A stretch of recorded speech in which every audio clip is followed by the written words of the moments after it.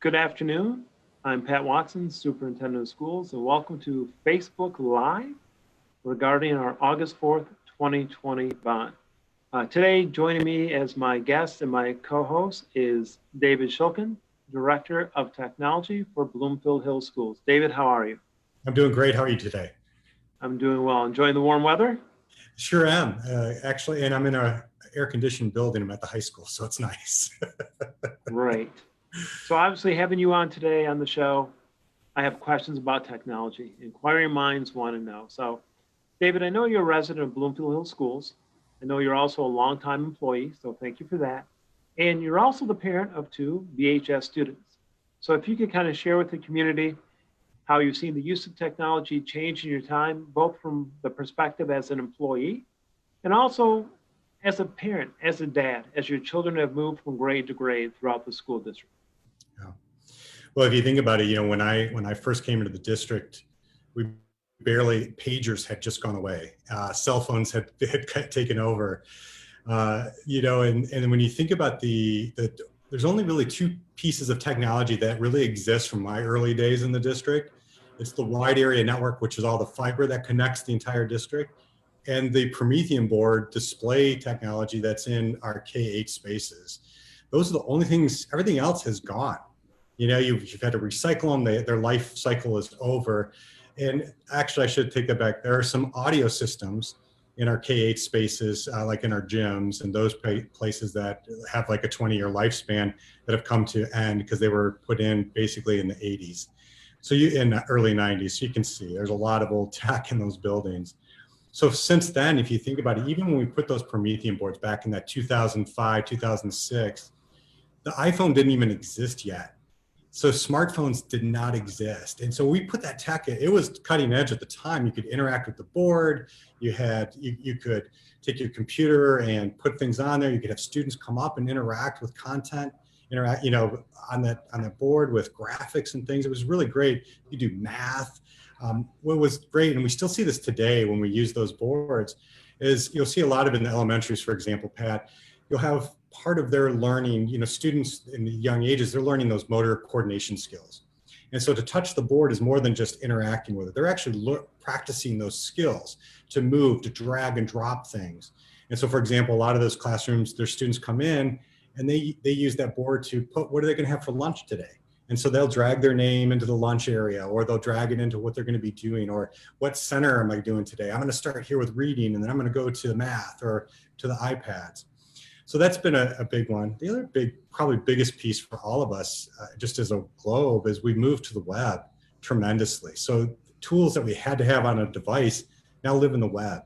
And so that connectivity is extremely important. We all know, even at home, boy, if the network goes down, Pat, we're like, I can't get to Netflix. I can't get to right? I mean, everything right. Just feel like you're in the caveman times of being able to even do things. And so it impacts all of our work day to day if those systems aren't running. Those are big changes, I just think, in technology-wise. So we've brought libraries to our cell phone now, right? Before you had to go. Now you can interact with a card catalog so much differently. I can read books, but I can engage it in a multimedia format, and as well as just read it. As a parent, because you kind of asked about the parent, I struggle, like with all parents, screen time, right? And so one thing it's worth talking about, when we launched the Wonder World project for the district way back in 2014, roughly around that range, we as a district felt very strongly about reducing screen time, particularly for elementary kids. And that has held true as much as we possibly can. And we did a 2-to-1 ratio of devices. We had devices, we only wanted to utilize those when it made sense. We didn't just want to use them to substitute things you were already doing in the classroom, because they were critical skills you needed to learn that had nothing to do with computers or screen time. And so we all got that as a district in our philosophy. And we try to do our very best.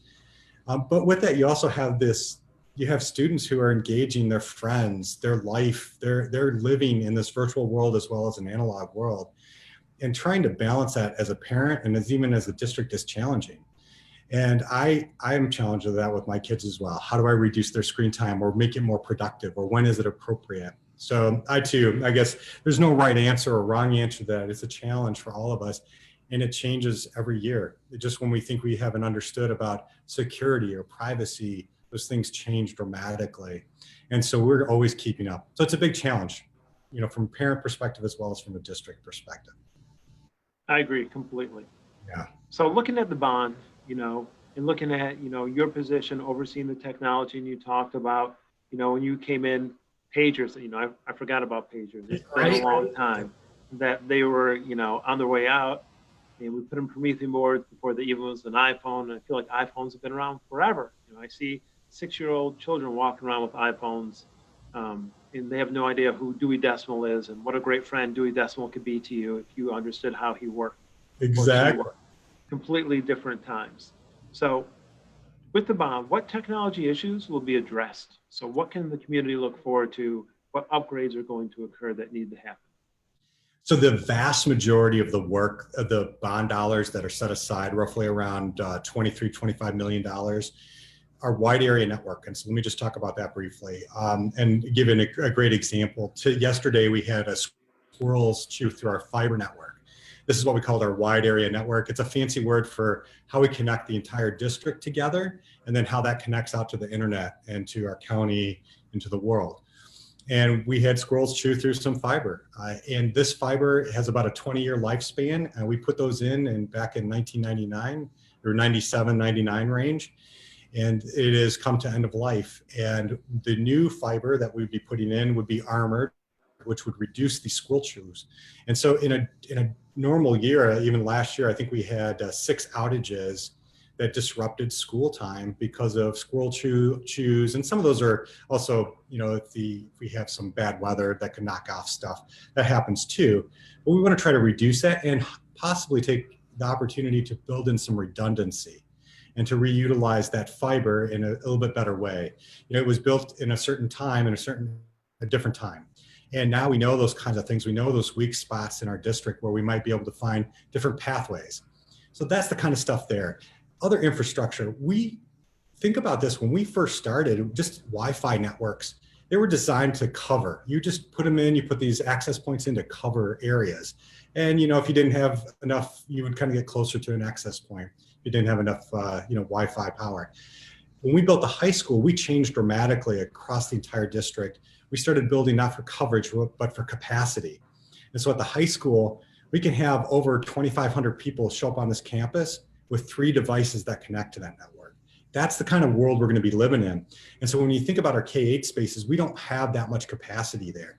And so this bond would help increase that capacity because we have everything. A lot of people think, oh, well, I don't need my kid to be on their cell phone during the day. Totally get that.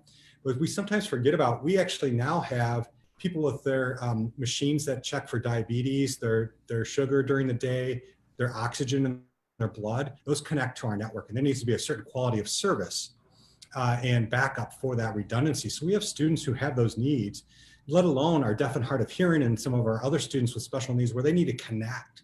So it's not just a convenience thing. It's actually a critical component for many of these students and staff to be in our environment. So that's, that infrastructure piece. It's not sexy. I mean, these are switches and cables and all this stuff that no one really sees, but they're critical pieces to how we connect all of this to the outside world as well as each of us. Phones, security. And if you think about it, Pat, your question about 2005, we never had to really worry about security, right? I mean, you know how it was. When we went to school, no one ever locked a door. I mean, you came in, you came out. It just wasn't that. School's open all year. I mean, right? I mean, after until whenever you came in during the summer and hung out, quite a bit different. Is it fair to say, based on your experience, and I think it's a pretty obvious statement, but I'll make it anyhow, as we move forward, technology is going to increase. So the demands that the new technology is going to have on a system are going to outpace what our current system is as we see new technologies emerge. Is that fair to say? It's absolutely fair to say. And the challenge is trying to build enough capacity without overbuilding something early on to try to give you those incremental build outs as every year as changes are needed, or your needs change, I should say. And so if you think about our track record, and we're really proud of that as a district, is we've been able to not overbuild tech. Because it's easy to do. People are like, hey, pass a bond, I'm going to do X, Y, Z. No, we're going to incrementally, we know those needs, we've identified those things, those performance gaps, those opportunity gaps in our technology, and we're going to build out appropriately over those handful of years of this bond money. And that's important to know. And think about that too. You know, we were just talking about security, Pat. We've had to move monies from the things that we would do in the classroom for tech, replacing projectors, replacing technology. Those have had to go to security issues. We're putting in cameras, we're putting in access control, visitor management. Those never existed before. And so those are big pieces of that. We're also building smarter buildings. HVAC is on the network. You go down this long list of things that never used to be on the network. Now has to be, and has to be secured as well. I appreciate that. So it looks like you've pretty much, you and your department has stayed on top of technology over the years. That's pretty obvious. So kind of we're talking about that area, that subject, being on top of what's going on. Can you kind of address the change to what's allowable under the sinking fund and how those dollars are used? Because I know we have this sinking fund that has, I believe, $2.5 million per year that's used. Yeah, no, that's a great question. And we as a district and a lot of our tech directors and school officials and superintendents all lobbied the state to increase or expand a sinking fund to cover technology needs. And part of that was a response to like the security things that we were talking about. Hey, I need to put in access control. I now can use sinking fund dollars to do that. I need to put in new lighting and HVAC and those things sinking fund can cover. They always used to, but now on the technology side, there's a greater mesh between physical plant services and us before. So before might have some access control to your little key fob to come into a building. Now they'll all live on a network, larger databases, there's data centers that need to talk to each other and give feedback. So the sinking fund has provided some monies to do that. Now we just really only had it for the first year here, but this will provide some relief to our general fund to cover some of those things like access control, security issues, and some of that technology in the classroom, but it's not enough. We share that with physical plant services. So when you think about the needs, and we talked about roughly $30 million needs, critical needs, we got to make sure we understand those were $30 million needs in the first 1 to 3 years that we were talking about this. Our needs are grand. I mean, they're great, and then a lot of depth. And when we think about 1950s technology, buildings, and we've put in technology, we don't even have enough electrical to run the tech that we have in there now. And so a lot of people think about tech, but it's this larger system that we're living in. And we think about that systemically, like, hey, you do electrical here and heating and cooling. How does the tech live in that environment? How does lighting affect things? It's all this larger system. So when you think, I'm digressing a little bit from the sinking fund question, but the point is that sinking fund provided a little relief from the general fund to help solve some of those problems, but they're not larger issues to deal with. They're like, hey, something broke, we got to fix it. It's not enough money to move that particularly the K-8 spaces and buildings any further than they are right now. Appreciate that, thank you. So I'm not the tech expert, as I like to say, so kind of leave that up to you. And so for the people that are watching or going to watch later, what are some things people may not know about technology use in the district and in the classroom? I mean, our community comes in when they can, but they're not in there every day. So what are maybe some tidbits or things you can share? I know one thing that was interesting to me is we were doing remote learning, just a number of people are doing Google Hangouts, but anything you'd like to share there? Yeah, I mean, it's always worth saying, I'm really proud of our district, our teachers. We pivoted so quickly as a district into a virtual environment. We had, I think, over 120,000 Google Meets since we closed the schools for the COVID situation. And I'm just really proud. We prepared, well, we weren't necessarily prepared like the tech. We're optimized, right, for in-face classroom or face-to-face learning. And we had to re-pivot for that. And so when you think about building, in the bond and thinking about building our buildings and reinvesting in them and re-looking at them, we were looking at physical spaces. We were thinking about how we could leverage, make more flexible. And this kind of goes with this thing that we've lived in, is we need to be flexible. And so when you think about technology, a lot of people think, oh, it's just stuff on the wall and you got some devices and that's how you connect. And our philosophy has been quite different. We always think about people and the processes and the environment around them, then we think about stuff. So what do I really mean by that?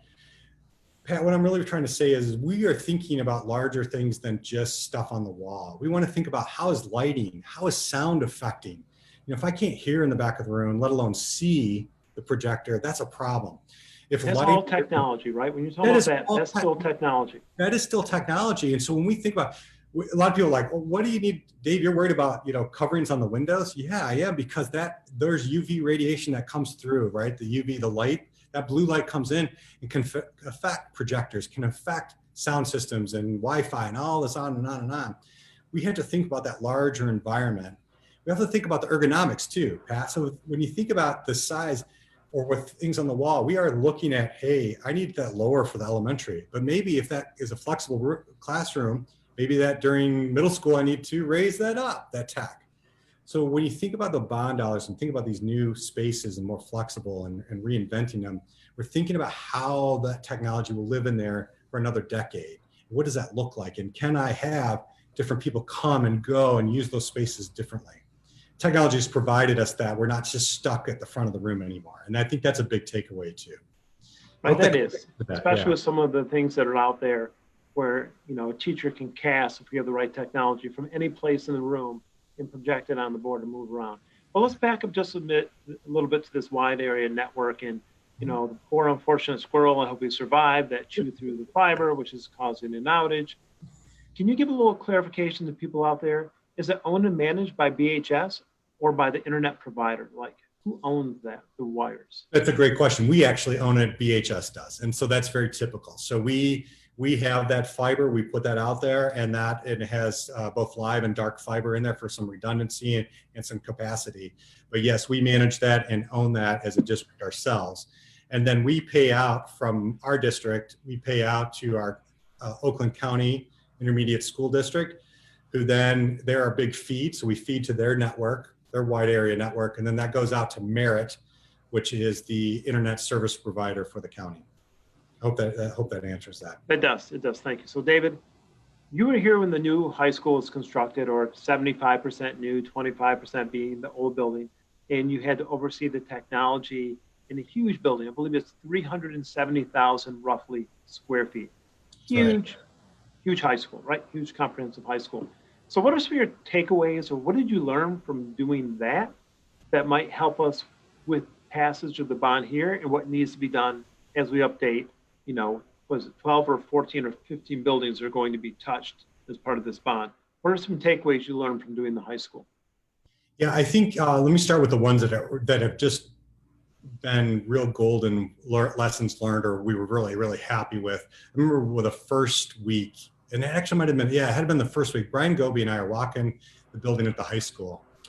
And no one had training to how to use these spaces. They were just, the kids, everybody just started to collaborate, organize in different areas, started to utilize the space differently. And that was our moment, like, hey, we did this right. Making flexible space that we could move in and out of and interact with technology was a huge win.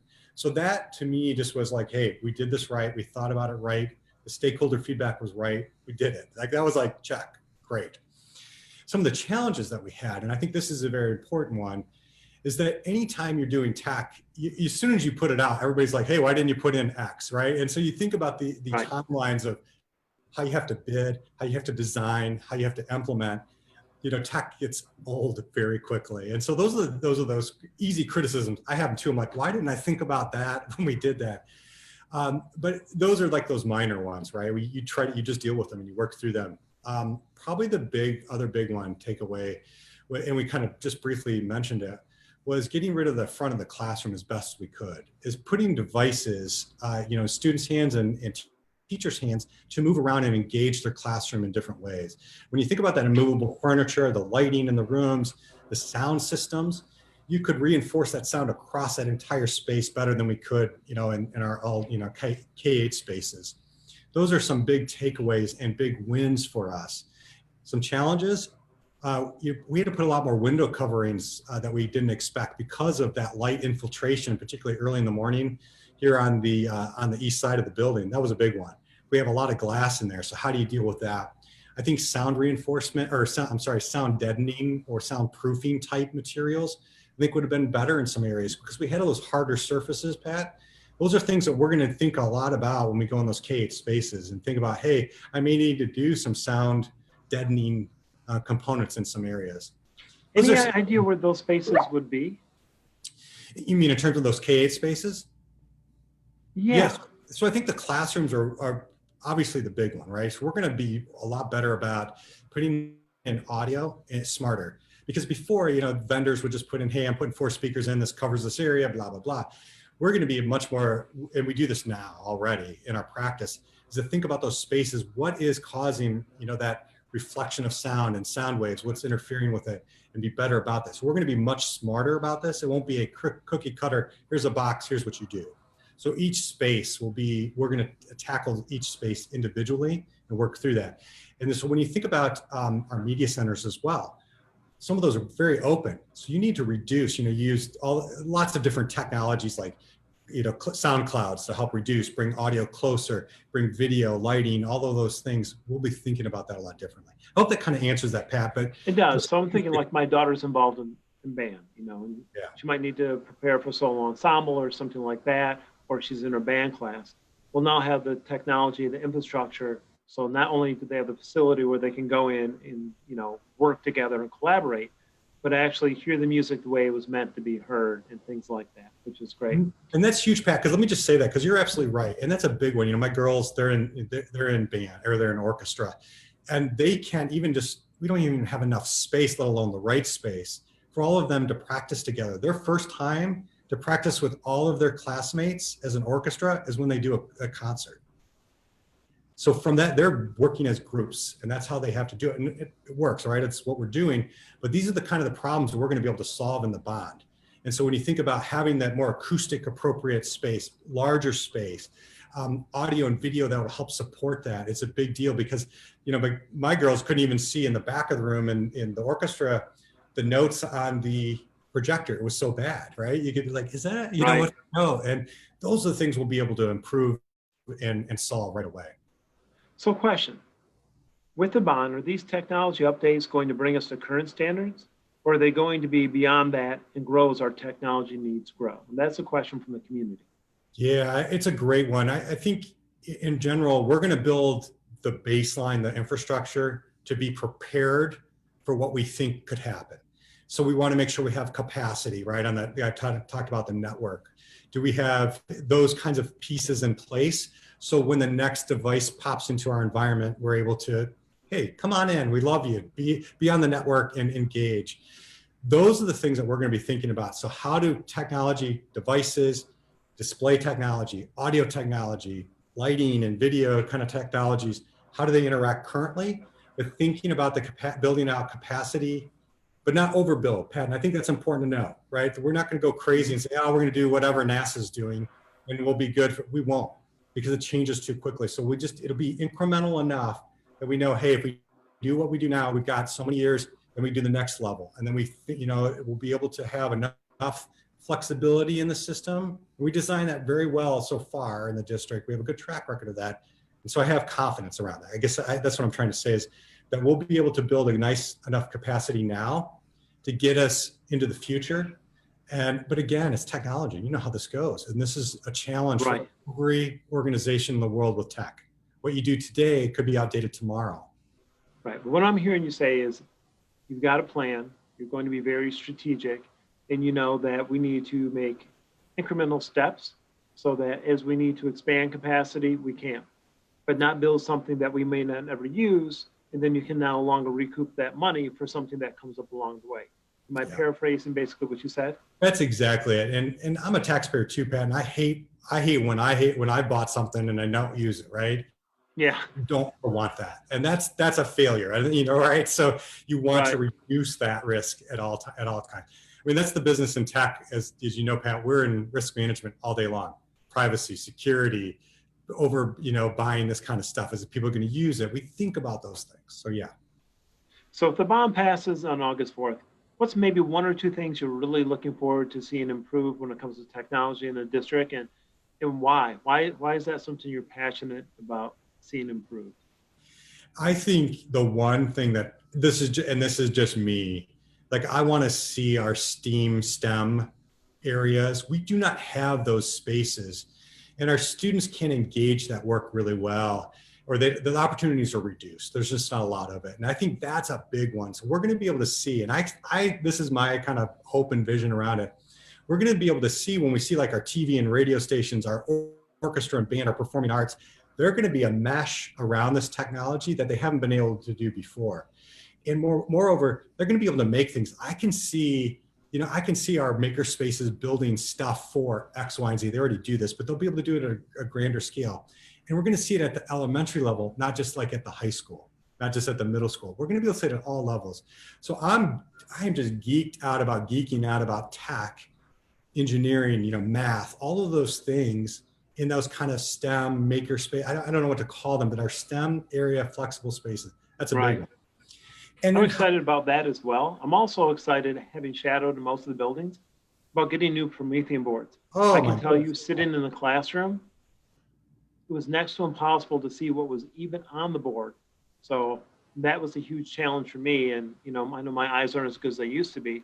And the other part is, having seen the different Promethean boards in my former district, and we were on our 4th iteration of smart boards compared to here we're on the first models. It's like taking the teachers and taking away their flip phone and then giving them an iPhone 11. The difference in capacity and what they can do and how it can impact learning.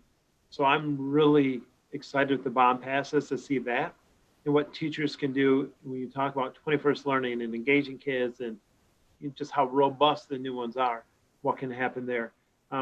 One thing I also kind of want, go ahead, David. I was going to add to that, that's the one thing, we talk about the technology and we're talking about stuff that we're going to pay for, but the opportunities, so just like you're saying, we have limitations with what we currently have. We just can't collaborate the same way. We can't be as creative as we want to. Those are challenges we have, and this bond would reduce those barriers tremendously, if not fully eliminate them in some areas. And so now as a student, not only can I see, I can hear, but I can actually collaborate with my device to the teacher, to the front of the class, to the side, to my, to my neighbors. That is going to be when things really open up, and we're going to be able to see the excitement from not only from our students, but our staff as well, to be able to say, I'm making connections that I couldn't make before because I was limited. I agree. And one thing that's kind of come up, I've received a couple emails. There's still curiosity, questions about realignment in that direction of what's going to happen. And I just kind of want to address that. It's outside of the scope of technology. So David, having 2 kids in the district, this directly impacts you as well. So regardless of whether or not the bond passes, we are going to realign the school district because we need to have, we need to right size the school district and make sure we don't have 600 kids in one building, 250 kids in another building. And so that's going to happen regardless of whether or not the bond passes or fails in our August vote. And the way we're going to go about doing it is in the fall of 2020, we're going to bring a group of stakeholders, citizens together to really look at realignment. And those decisions, whatever final decisions are made, a couple of guiding principles we're going to use. One, we want it to be as least disruptive as possible. And the second one is we want to move as few students as possible. It will take a full year to really look at enrollment trends, look at SEMCOG data to see the birth rate for Oakland County, look at who's moving in. So we'll make those decisions and work through the fall of 2020.